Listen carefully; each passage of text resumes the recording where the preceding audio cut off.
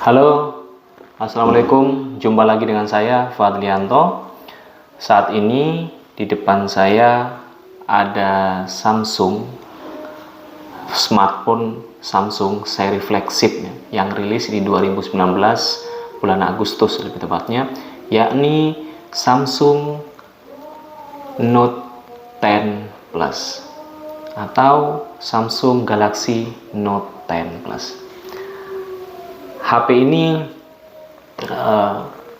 HP yang menarik dari segi desain, walaupun desain kamera belakangnya agak sedikit kurang nyaman bagi saya ya. Oh ya teman-teman ya, HP ini rilisnya kan sudah agak lama. Pertanyaan kok masih mau sih direview? Pertanyaannya itu yang akan muncul ya. Cuman saya di sini akan mengulas kira-kira HP ini itu layak nggak, worth it nggak untuk kita pakai di tahun ini di 2022. Yang mana HP ini sudah lama rilisnya, kira-kira 2 tahun 3 tahun yang lalu. Kira-kira HP ini worth it nggak, masih nyaman nggak, masih layak nggak untuk dipakai di 2022 ini. Apalagi ini sudah akhir tahun dan akan ada rilis HP-HP yang lainnya, apalagi untuk seri flagshipnya Samsung pasti akan ada yang rilis. Walaupun untuk seri yang Note itu sudah tidak ada rilis lagi, terakhir di Note 20 Ultra atau Note 20 biasa ya teman-teman ya. Oke, sebelum kita bahas terkait dengan worth it tidaknya, layak tidaknya untuk dipakai di tahun ini, mari kita bahas dulu HP ini, kita review dulu HP ini sehingga kita bisa bahas nantinya layak dan tidaknya. Untuk desain ya teman-teman ya, untuk desain seri Note 10 Plus ini yang saya suka itu dimensinya. Dia tidak terlalu lebar, tidak terlalu tebal, dan tidak terlalu kecil juga. Karena dimensi untuk dimensi lebar dan panjangnya ini 6,8 inch ya. Jadi HP termasuk HP besar karena nggak kecil-kecil banget, lebih besar daripada S10 Plus atau S10 biasa yang lebih kecil lagi. Memang ini agak lebih besar. Cuman karena ada kelebihan di tipisnya sehingga kita pegang itu enak banget. Dia tidak terlalu berat. Untuk beratnya sendiri ini 196 gram. Jadi tidak terlalu berat. Ketika kita pegang satu tangan itu enak banget. Kita untuk pakai scroll 1 jam 2 jam mungkin nggak capek, tapi kalau sampai berjam-jam bahkan 24 jam ya capek juga karena kita nggak tidur ya teman-teman ya. Oke, untuk desain HP ini dibuat dengan bahan yang premium ya teman-teman ya. Ini balut dengan Corning Gorilla Glass 6, baik depan, baik untuk LCD dan backdoornya, dan juga framenya ini sudah aluminium. Jadi enak banget, kuat banget, tapi lagi-lagi jangan sampai dibanting. Kalau dibanting ya HP apapun pasti nggak akan kuat, kecuali HP yang entah dilapisin apa ya. Oke teman-teman ya. Untuk LCD sendiri, kalau saya desain ini enak banget, tapi kameranya yang nggak enak. Dia agak sedikit terbilang murahan kameranya, dia cuman vertikal udah itu doang, nggak ada apa-apanya. Untuk LCD dia HP ini sudah disematkan Dynamic AMOLED HDR 10 Plus. Jadi kerapatan cahaya, kerapatan pixelnya ini sudah besar banget, 1440 kali 3040 pixel. Ini sudah besar, sudah bagus sekali, sudah enak sekali untuk dipandang dalam posisi kecerahan sedang, kecerahan rendah sedang, ataupun kecerahan apalagi cerahan brightness-nya 100% ya, di bawah sinar matahari pun enak banget kita pakai tanpa harus mentereng begini-begini, enggak, tapi enak banget. untuk LCD. Cuman yang sedikit kurang asik dari LCD ini, kalau seri 20 Ultra ke atas dia sudah dilengkapi pengaturannya dengan refresh rate ya. Ini masih belum ada. Kalau kita mau ngatur refresh rate dari LCD ini, dari kecepatan kita scroll itu harus kita download aplikasi apa, bukan aplikasi bawaan tapi aplikasi buatan ya. Jadi kita nantinya bisa mengatur sendiri. Nah, tapi itu tidak menjadi soal karena kalau kita pakai sehari-hari hanya untuk sosial media dan lain sebagainya, saya kira sudah enak banget dengan cahaya yang serasa hidup, enak dipandang, enak di mata, dingin di mata, itu sudah bagus banget HP-nya. Apalagi sudah disematkan Dynamic AMOLED HDR10+. Untuk LCD saya kira ini sudah terbilang bagus. Nah, tapi memang kalau dibandingkan yang sekarang seri S20 dan lain sebagainya, itu sudah Dynamic AMOLED 2X ya. Jadi ada pengembangan lagi. Untuk body dan LCD-nya saya kira masih terbilang bagus, enak. Untuk performa ya, performa HP ini, smartphone ini dibekali dengan chipset Exynos 9825 octa-core, dibarengi dengan prosesor grafis Mali yang itu sebenarnya sudah kenceng banget di waktu itu, dan untuk saat ini pemakaian pun masih terbilang enak banget gitu. Untuk kita pakaian sehari-hari enak banget, untuk ngetik apapun enak banget. Jadi tidak perlu khawatir teman-teman, apalagi performa itu disematkan RAM yang cukup besar, yaitu 12 GB, dan internal 512 untuk yang tertinggi. Untuk yang sedang itu 256, karena untuk HP ini itu 512 ya, internalnya 512, jadi enak banget untuk dipakai tanpa pikir panjang. Kita mau foto apapun, mau bikin video apapun, kita simpen di HP ini tidak terasa habis, karena pasti banyak banget tuh memori yang untuk kita pakai.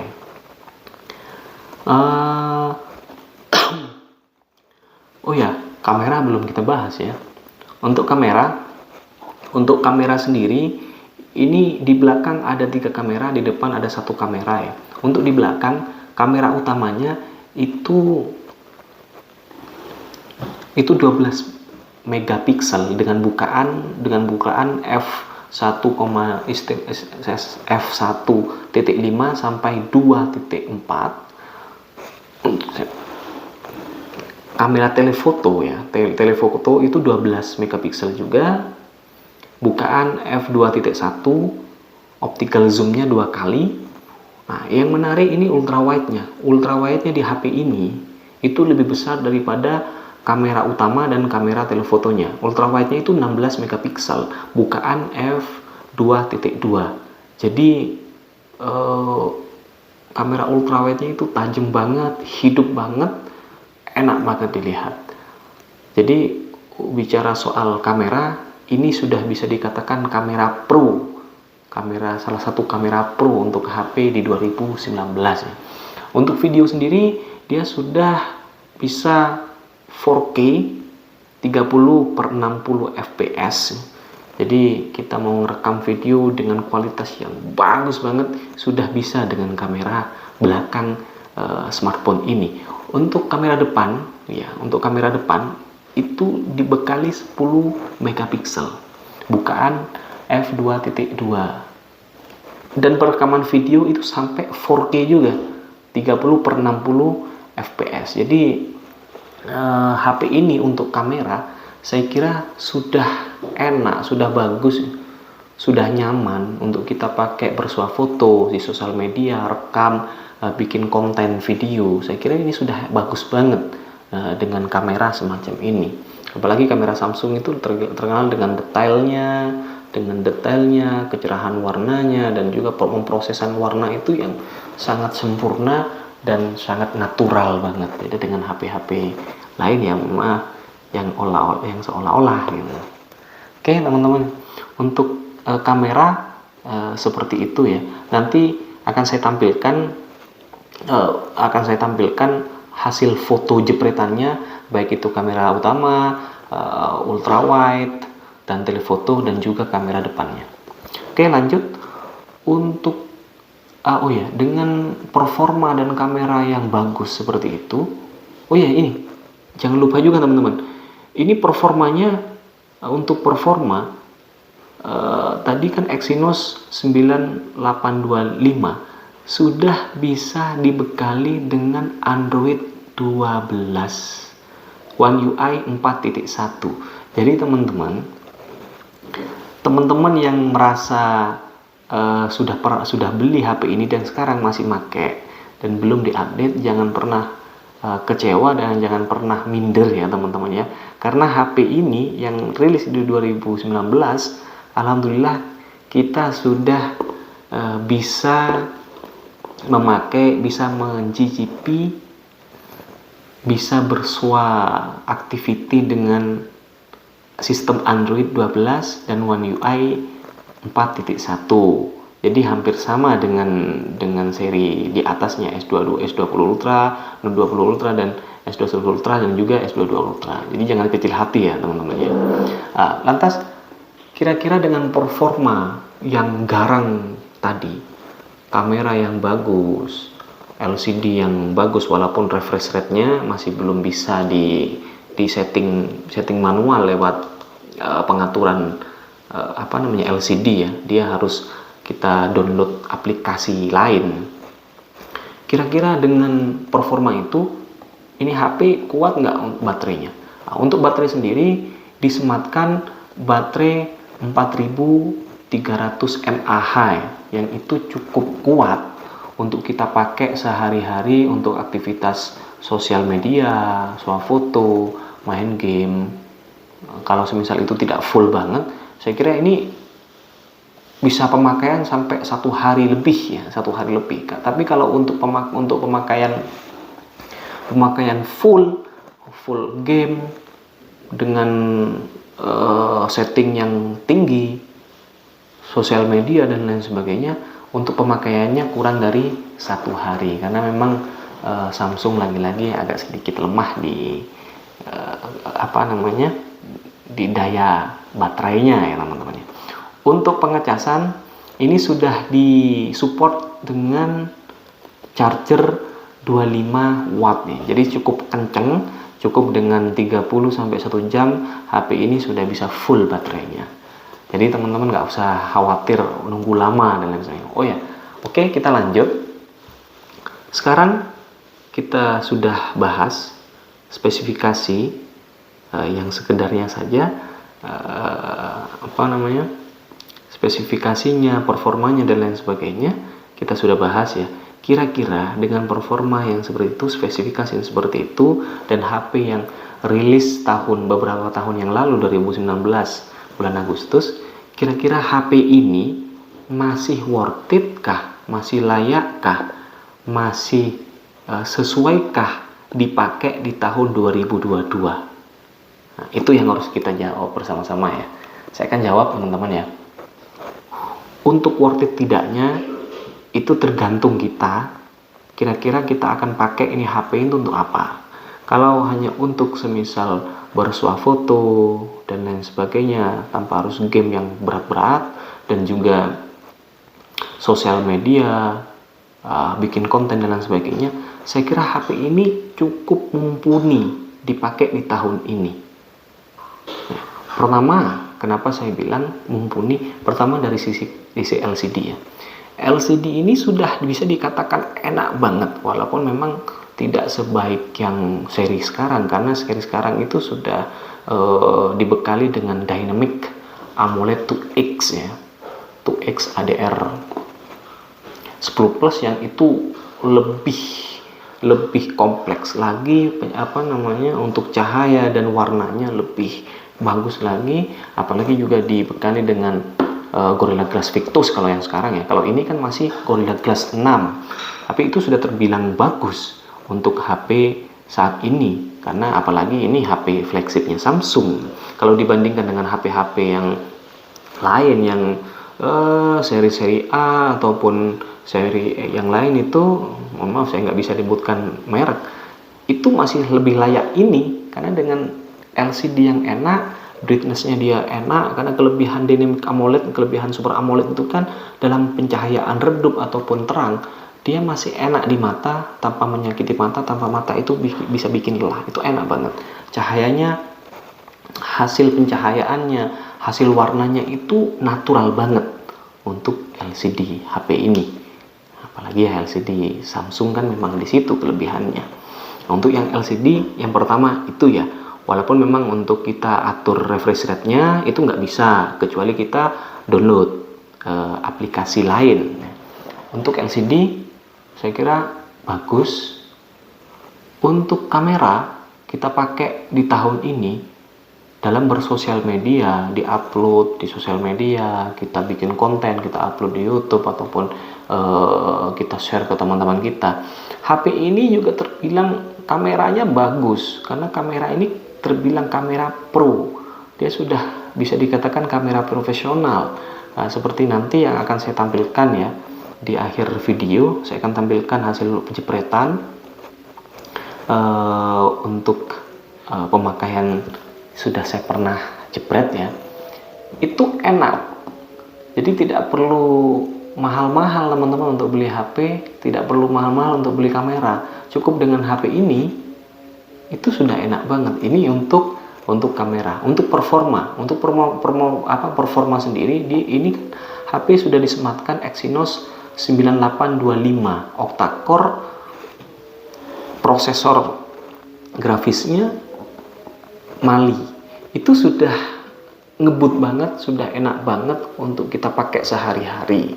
Apalagi storage-nya ini besar banget, 512, RAM-nya 12. Jadi kita tidak usah bingung, khawatir kehabisan memori dan lain sebagainya, lemot karena memori RAM-nya dihabisin aplikasi. Enggak juga teman-teman, HP ini tetap enak banget ya. Itu yang ketiga untuk performa ya, untuk performa. Dan lagi performa itu didukung dengan sistem Android 12 One UI 4.1. Jadi HP ini sudah bisa memakai sistem Android terbaru dari sistem Android.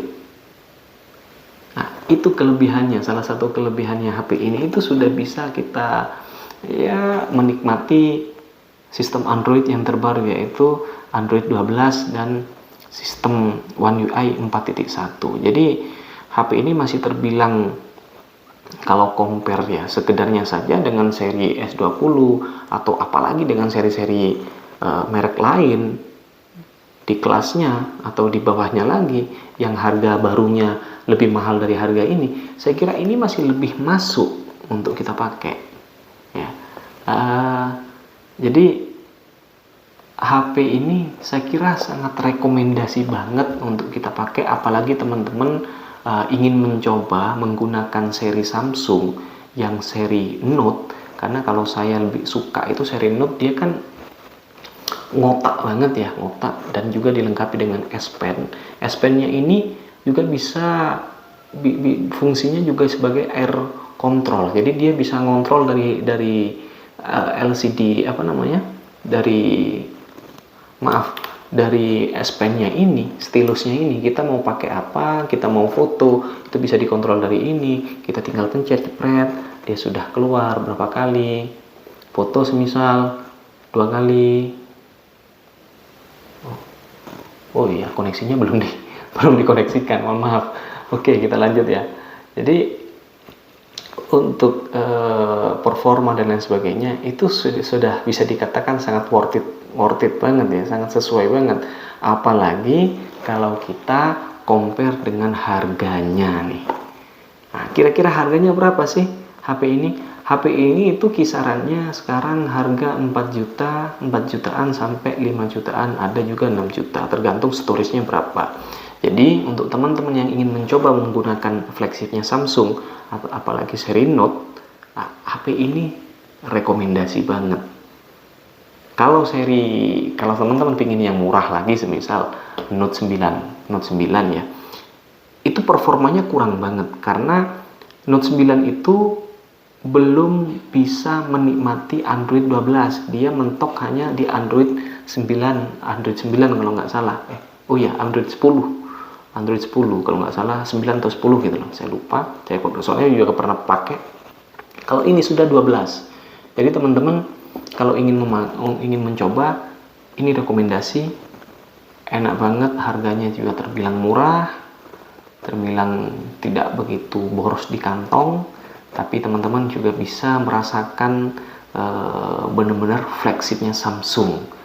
Gimana sih rasanya menggunakan smartphone flagshipnya Samsung seri Note yang sudah tidak produksi lagi, terakhir di seri Note 20 Ultra.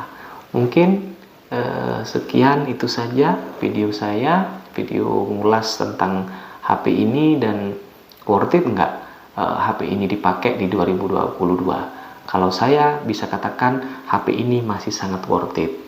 Oh ya, lupa saya, kelemahannya cuma satu, HP ini masih belum disupport dengan jaringan 5G, karena kan semua rata-rata HP apapun sekarang sudah mulai disupport dengan 5G ya, jaringan 5G. Kalau ini masih belum, walaupun seri internasionalnya sudah ada yang 5G dan seri S10-nya juga ada yang 5G, tapi kalau untuk yang saya Indonesia belum ada yang seri 5G. Kalau ini masih 4G. Jadi teman-teman kalau pingin make, masih belum bingung terkait dengan jaringan, nanti khawatir ya, karena di negara kita infrastrukturnya pun masih belum jelas kapannya mau 5G itu digalakkan, kan belum tahu. Jadi selama itu ya coba kita pakai M5G aja, 4G saja, karena di mana-mana hari ini masih 4G. Memang ada sudah beberapa titik yang sudah 5G, tapi itu tidak maksimal juga gitu, dan tidak bisa diakses juga untuk jaringannya. Hanya itu ya kelemahannya dari HP ini.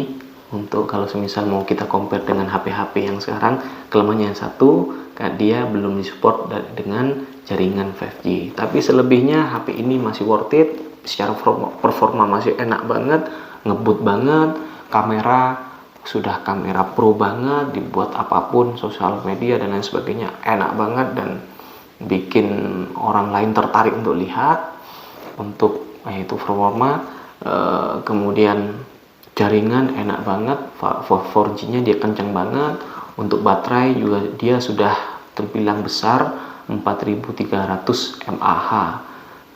Pengecasannya pun sudah enak banget, cuman sayang juga dia tidak ada slot e-jack-nya untuk headsetnya, karena headsetnya jadi satu dengan slot chargernya.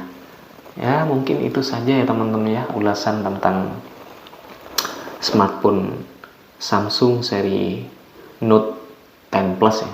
Kalau bagi teman-teman ingin mencoba menggunakan Samsung, monggo, ini layak untuk dibeli dan masih layak untuk dipakai di 2022.